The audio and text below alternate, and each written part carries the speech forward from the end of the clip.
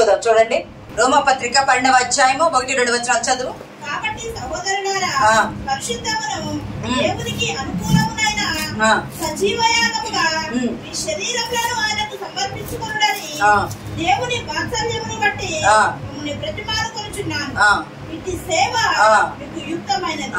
మీరు ఈ లోకం అనుసరింపక. అపోస్తలుడైన పౌలు ద్వారా దేవుడు మాట్లాడుతున్నాడు.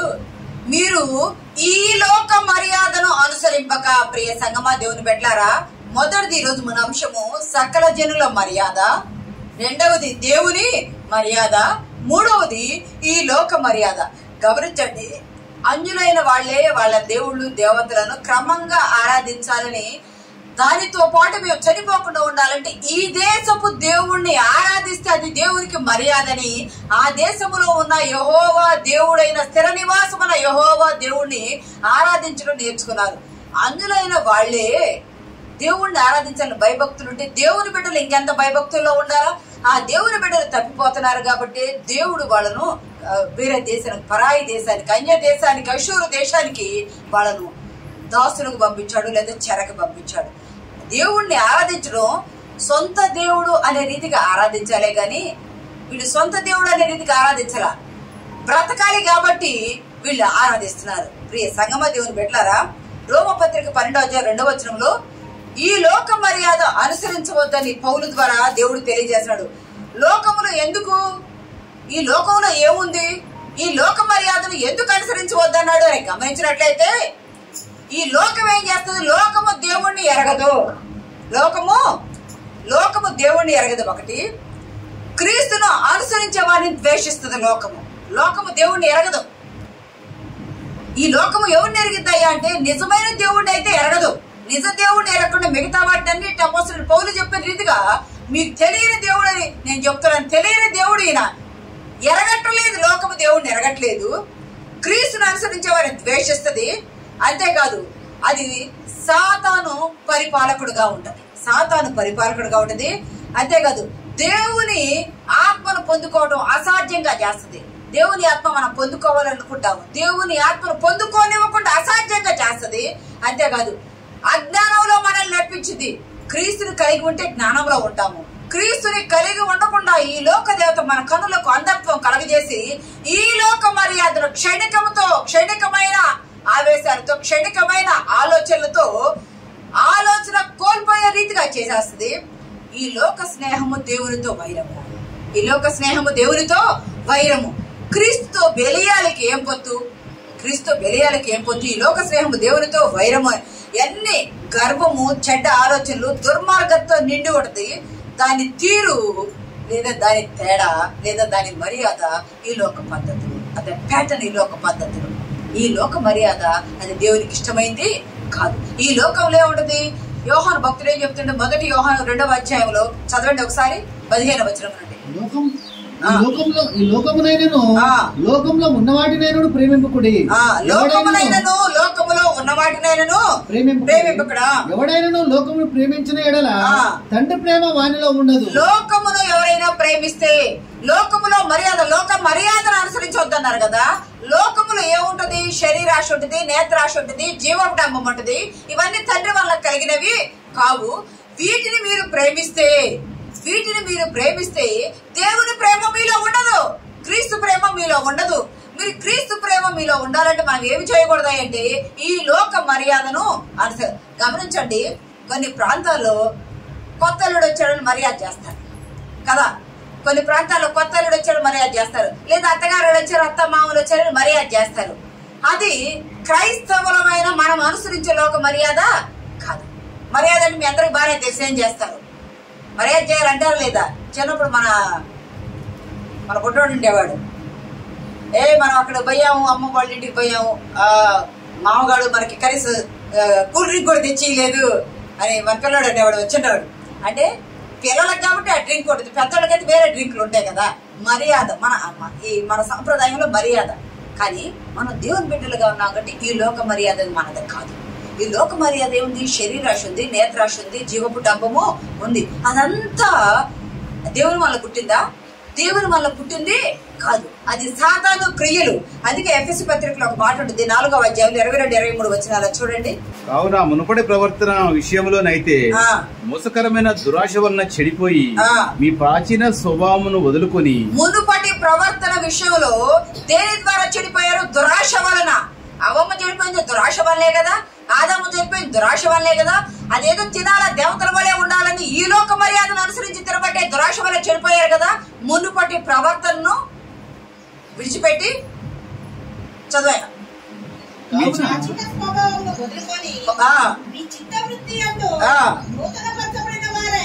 మన ప్రాచీన స్వభావమును విడిచిపెట్టి మన చిత్తవృత్తి లోపల ఉండే అంతరంగ శుద్ధితో నవీన స్వభావమును ధరించుకొని నీతి కలిగి ఉండాలా, యథార్థమైన భక్తి కలిగి ఉండాలా.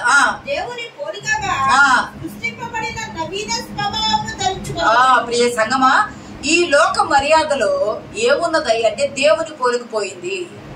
ఈ లోక మర్యాదలో మనలో ఉన్న దేవుని పోలిక ఆదాము పోగొట్టేశాడు. ఇంకా చెడ్డ స్వభావాలు, కయ్యూని స్వభావాలు, ఇంకా ఏదవ స్వభావాలు మనలో వచ్చి మనం పడిపోతున్నాం. ప్రభు ఏమన్నాడు?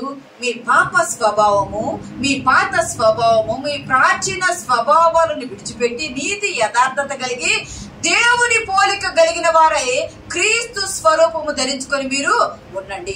ఈ లోక మర్యాదలో మనకేముందయ్యా అంటే శరీరాశి ఉంది, నేత్రాశి ఉంది, జీవపటము ఉంది. ఈ తండ్రి వల్ల కలిగినవి కాదు కాబట్టి వాటిని మనం విడిచిపెట్టాలా. వాటిని విడిచిపెట్టి ఈ లోక మర్యాదను అనుసరింపక, లోక తలంపును అనుసరింపక, దేవునితో అది భయమని ఎరిగి వాటికి మనం దూరంగా ఉండి క్రీస్తు పోలికను మనం ధరించుకునే వారే. మనం క్రైస్తవులమై ఉన్నాం కదా, క్రైస్తవులమైన మనం అంటే ఊరికి బాప్తిసం తీసుకోగానే క్రైస్తవులం కావు, నీళ్ళ మనగానే క్రైస్తవులం కావు. నీ పాప స్వభావము, పాత స్వభావము కొట్టివేయబడాలా. గమనించండి, చాలా సార్లు మనం చెప్పుకున్నాం, ఇంతకు ముందు కూడా చెప్పాను. గొంగళ పురుగు దశ మనం ఎన్నోసార్లు చెప్పుకున్నాం, 4 దశలు ఉంటాయి అని చెప్పుకున్నాం. ఆ గొంగళ పురుగు అది బాగా మంచి పురుగుగా స్థిరపడిన తర్వాత ఒక గూడు కట్టుకొని దాని చుట్టూతా బయటికి రాకుండా ఉండే రీతిగా గోడ కట్టుకుంటుంది. దాని లాలా జలంతో దాని రూపం అంతా విడిచి ఆ పురుగుగా మారి అది గట్టి అయిన గోడ కట్టుకొని అది కొన్ని రోజుల తర్వాత ఆ చిన్న హోల్లో నుండి బయటికి వచ్చిన తర్వాత అంతకు ముందు ఆకులు తినేది, పసర తినేది. అందుకు ముందు అది పాకేది, అసహ్యంగా ఉండేది. ఇచ్చి దురద రావడానికి, గోపుడు రావడానికి ఆస్కారం ఉండేది. కానీ అది గూడు కట్టుకున్న తర్వాత దాని మీద ఉన్న ఆ రోమం, అసహ్యమైన రోమాన్ని విడిచిపెడుతుంది. భూమి మీద పాకే తనాన్ని విడిచిపెడుతుంది. అది ఆకులు పసర తినే తనాన్ని విడిచిపెడుతుంది. అది అసహ్యంగా ఉన్నది గూడు కట్టుకున్న తర్వాత ఆ గట్టి గూడులో నుండి బయటికి వచ్చిన తర్వాత అది ఏమవుతుంది అంటే అందమైన సీతాకోక చిలుకగా మారిపోతుంది. ఆ గూడులో నుండి బయటికి వచ్చేటప్పుడు గట్టిపడిపోయింది. ఆ గూడు గమనించండి, పురుగు వెళ్ళిపోయిన తర్వాత ఆ గూడు పట్టుకున్న గట్టిగా ఉన్నది. అంటే దాని నోటి నుండి వచ్చి అలా ఒకలాంటి రసంతో, రసాయనంతో దాని రోమంతో కట్టుకుంటే అది గట్టిపడి ఆ మెత్తని పురుగు బయటికి వచ్చేటప్పుడు ఆ చర్మం మీద దాని ఒంటి మీద గీరుకున్న ఆ గీతలు రక్తపు చారికలే అందమైన రంగులుగా మరచబడి అందమైన సీతాకోక చిలుకగా మారి అప్పుడు అదేం చేస్తుంది? అంతకుముందు ఆకులు పసలు తిరిగింది, ఇప్పుడు దాని పువ్వులోని మకరందాన్ని తింటుంది, తాగుతుంది, పాలుతుంది. అది భూమి మీద నడిచిద్దా? నడవదు. అది ఎగురుతుంది, పైకి ఎగురుతుంది. భూమి మీద నడిచే స్వభావం పోయింది. భూమి మీద అది తాకితే వచ్చి ఆ ఎలర్జీ దాన్ని పోగొట్టుకుంటుంది. పసర తినే, ఆకులు తినే ఆ పాడు చేసే స్వభావాన్ని పోగొట్టుకుంటుంది. దాని స్థితి మారిన తరువాత లోక మర్యాదను అది విడిచిపెట్టిన తర్వాత రెండవ దశ అది సీతాకోక చిలుక, గొంగడి దశను విడిచి సీతాకోక చిలుక గది మారిపోతుంది. ప్రియ సంగమా, దేవుని బిడ్డలారా, అందమైన సీతాకోక చిలుక గది మారిపోయింది. అప్పుడు దాని దశ ఏమిటాయంటే ఆకులు, పురుగులు అదేం తింది కానీ పువ్వుల్లోని ఉన్న ఆ మకరందాన్ని, తేనెను అది మంచిగా త్రాగుతూ ఉంటుంది. అంటే వాలటమే, ఎగరటమే అందమైంది. నువ్వు సకల జనుల మర్యాద అనుసరించవద్దు, బ్రతకడం కోసము అన్యజనుల వలె దేవుని మర్యాద అనుసరించవద్దు. ఈ లోక మర్యాద పౌలు చెప్పిన రీతిగా ఈ లోక మర్యాద ఉత్తమమును, అనుకూలమును, దేవుని చిత్తమైనది, ఏదో పరీక్షించి మేలైనది. చదవమా మాట 12:2 రోమా.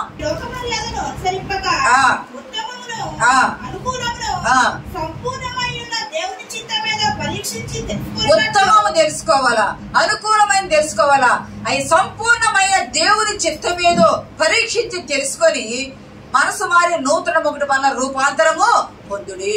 మనం ఈ లోక మర్యాదను మనం విడిచిపెడితే మన మనసు మారింది. గొంగిడి దశను మనం విడిచిపెడతాం. అది అసహ్యమైన దశ, అది పాత దశ, అది పాప స్వభావము. అది విడిచిపెట్టి అందమైన సీతాకోక చిలుక బటర్ఫ్లై ఆ రూపానికి మనం మారామంటే మన మనసు మారింది. మన తలంపులు మారాలా, మన ఆలోచన మారాలా, మన చిత్తవృత్తి మారాలా, మన క్రియలు మారాలా, మన స్వభావం మారాలా. సమస్తము మారి నూతన పరచబడ్డవారై మనల్ని చూస్తే వీళ్ళు ఫలానా వాళ్ళు కదా, అప్పుడు అలాగున్నారు. ఇప్పుడు ఎంత మారిపోయారు. ఆ మార్పు నీ జీవితం ద్వారా, నీ క్రియల ద్వారా, నీ నడవడి, నీ ప్రవర్తన ద్వారా ఇతరులకు సాక్షికరముగా ఉండాలా. ప్రియ సంగమా, దేవుని బిడ్డలారా, చిత్తవృత్తి యందు నూతన పరచబడ్డవారై అంటారు. ఎఫెసు పత్రిక చివరిలో మాట చూసుకుంది. ఎఫెసు పత్రిక 2:13 మాటను చూడండి. మునుపు దూరస్తులైన మీరు ఇప్పుడు మునుపు దూరస్తులైన మీరు క్రీస్తు యేసునందు క్రీస్తు రక్తం వలన సమీపస్తు. ప్రియ సంగమా, ఒకప్పుడు మనందరము క్రీస్తుకు దూరస్తులమే. ఆయనను మునుపు దూరస్తులైన మీరు ఇప్పుడు క్రీస్తు రక్తములో కడగబడ్డవారై ఇప్పుడు ఆయనకు మీరు సమీపస్తులయ్యారు. ఎప్పుడు సమీపస్తులయ్యారు? వాళ్ళ దేవుని మర్యాద పాటిస్తుంటే అన్యులు సమీపస్తులయ్యారా? కాలేదు. సకల జనుల మర్యాద పాటిస్తుంటే సమీపస్తులయ్యారా? కాలేదు. ఈ లోక మర్యాద పాటిస్తుంటే సమీపస్తులయ్యారా? కాలేదు. ఎప్పుడయ్యంటే మన ప్రాచీన పాత స్వభావాలు విడిచిపెట్టి నూతన పరచబడ్డవారై, మారు మనసు పొంది రూపాంతరము చెందిన వారై, కడగబడిన వారై, ఆ కడగటంలో నిలబడిన వారై. ఎక్కడ కడగబడ్డాము? నీటిలోనా, రక్తంలోనా? నీటిలో కడగబడ్డాము. రక్తంలో, క్రీస్తు రక్తంలో చేయముంచి కడగబడుతూ ఉన్నాము. ఆత్మలో కడగబడ్డ వారికి కావాలా. ప్రియ సంగమా, ఈ రోజు పరిశుద్ధాత్మ దిగివచ్చిన రోజుని మనం అనుకున్నాం. 50వ రోజు పెంతెకొస్తు దినమని మనం అనుకున్నాం. అంటే ఈస్టర్ అయిపోయి లేదా పస్కా అయిపోయిన 50వ రోజు పరలోకము నుండి యేసుక్రీస్తు ప్రభువారు పరలోకానికి వెళ్తే పరలోకము నుండి పరిశుద్ధాత్మ దేవుడు ఈ అగ్ని జ్వాలల వలె నాలుకలుగా విభాగించబడి అక్కడ వ్రాలగా ఇక్కడ ఆత్మశక్తి పొందుకున్నారు. మనము కూడా సకల జనుల మర్యాద పాటించవద్దు. దేవుని మర్యాద అంటే అన్యులు ఆరాధించే దేవుని మర్యాద మనం పాటించవద్దు. ఈ లోక మర్యాద మనం పాటించవద్దు. ఈ లోకములకు మొదటి అంశంలో మనం చెప్పుకున్నాం కదా, నేను పరిశుద్ధులను మీరును పరిశుద్ధులై ఉండు. ఎందుకంటే అన్యజనులలో నుండి నేను మిమ్మల్ని పిలుచుకొని మిమ్మల్ని వేరుపరిచాను కదా. ఎందుకంటే మీరు మొరపెట్టినప్పుడు నేను మీరు నా సొత్తు. మీరు మొరపెట్టినప్పుడు నేను మీకు తోడుగా ఉండినట్టు ఏ దేవుడు ఏ జనములకు తోడుగా ఉన్నారు అంత తోడుగా ఉంటే నేను నీకు సమస్తమైన వాటిలో నేను విడిపించి నేను నడిపిస్తాను. ఈ లోక మర్యాద మీరు పాటించవద్దు. ప్రియ సంగమా, ఈరోజు వాక్యం ద్వారా దేవుడు మనతో మాట్లాడేది, మనం ఏమి చేస్తున్నామో మన పిల్లలకి చేస్తారు.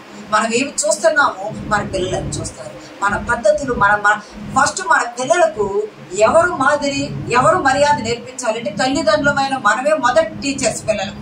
అది ఈ లోకములో చదువు విషయంలోనైనా, ఈ లోకములో మాదిరి విషయంలోనైనా, ఈ లోకములో ఆత్మీయ విషయంలోనైనా ప్రతి దానిలో మనం తల్లిదండ్రులు మొట్టమొదట మాదిరి. మనం ఏమి చేస్తామో మన పిల్లలు అది చూసి అది చేస్తారు. తల్లిదండ్రులు మోకరిల్లితే పిల్లలు మోకరిల్లుతారు. తల్లిదండ్రులు ప్రార్థన చేస్తే పిల్లలు ప్రార్థన చేస్తారు. తల్లిదండ్రులు బైబిల్ చదువుతుంటే పిల్లలు బైబిల్ చదువుతుంటారు. మనము చదవకుండా నేనైతే చదవలేక నువ్వైతే చదవడం తప్పు. వారి దగ్గర నేను చదవట్లా, నువ్వు చదవంటే వారు చదవరు. నువ్వు చదవాలా. నేను పిల్లల్ని చిన్నప్పుడు కూర్చోబెట్టి చదివించుకునేటప్పుడు ఏం చేస్తుందానంటే టీపాయ్ దగ్గర ఇటు ఒకటి కూర్చోబెట్టి నేను మధ్యలో కూర్చున్నదాన్ని. ఇద్దరు గొడవలు పడకూడదు కదా, మధ్యలో కూర్చునేది. నేను బైబిల్ స్తుతులు చదువుకుంటా ఉంటే వాళ్ళు చదువులు చదువుకున్నారు. నేను చదవను పని చేసుకుంటే మీరు చదవంటే వాళ్ళు చదవరు. మన సమయం వెచ్చించాలా, ప్రార్థన కొరకు సమయం వెచ్చించాలా. ఈ లోక మర్యాద మనం పాటిస్తే కాదు, ఈ లోక మర్యాద కాదు. కానీ మనం ఏం చేయాలంటే నూతన పరచబడ్డవారయ్యి మన బిడ్డలు క్రీస్తునకు దాసులుగా కాదు ఉండవలసింది, క్రీస్తు కుమారులు కుమార్తెలుగా ఉండాలి. సాతానుకు దాసులుగా ఉండకూడదు. మనం క్రీస్తుకు దాసులు కావచ్చు, తప్పులేదు. కానీ ఎలా దాసులు కావాలి అంటే చిత్తవృత్తితో మార్చబడ్డవారు అయి ఉండాలా. ప్రియ సంగమా, దేవుని బిడ్డలారా, ఈ వాక్యం ద్వారా దేవుడు మనతో మాట్లాడుతున్నాడు.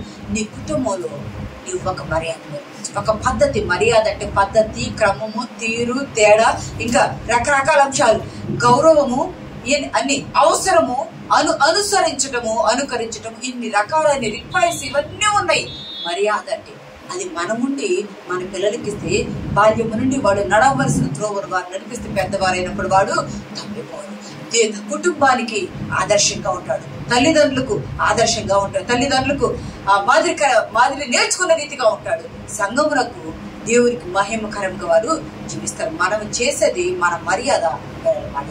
క్రీస్తు మనకు మాదిరిని చూపించిపోయాడు. ఒక మర్యాద చూపించి మీ కొరకు నా ప్రాణం పెడుతున్నా, నేను మిమ్మల్ని ప్రేమించా, మీరు కూడా ఇతరుల రీతిగానే ప్రేమించి క్రీస్తు ప్రేమలో నిలిచి ఉండుడి, శాశ్వతమైనది అదే చెప్పాడు. ప్రియ సంగమా, దేవుని బిడ్డలారా, మనం సకల జనుల మర్యాద చొప్పున నడవవద్దు. మనం దేవుని అన్యజనుల ఆరాధించి దేవుని మర్యాద చొప్పున నడవవద్దు. మనం ఈ లోక మర్యాద చొప్పున నడవవద్దు కానీ క్రీస్తు మనసు కలిగి మునుపు దూరస్తులైన మనం ఇప్పుడు సమీపస్తులుగా ఉండి ఆయనలో మనము మన కుటుంబాలను వర్ధిల్లి ముందుకు సాగిపోటుకు పరిశుద్ధాత్మ దేవుడు మనకు సహాయం దయచేయుగాక. ఆమేన్.